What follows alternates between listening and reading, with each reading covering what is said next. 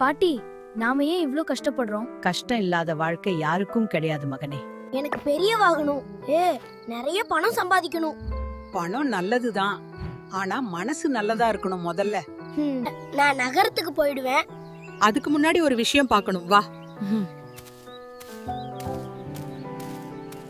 இந்த செடி நீ 5 வயசு இருந்தப்போ நட்டது. அப்போ இவ்ளோ பெரியதா? தண்ணி ஊத்தின வெயிலும் மழையும் தாங்கிச்சு நின்றது.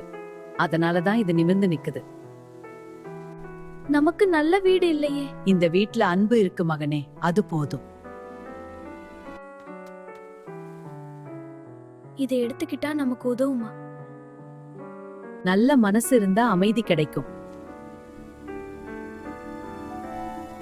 பாட்டி, இது எனக்கு கிடைச்சது. நீ என்ன செய்ய போற? இத உரியவரிடம் கொடுக்கணும். இப்போதான் நீ பெரியவனா ஆரம்பிச்சுட்ட.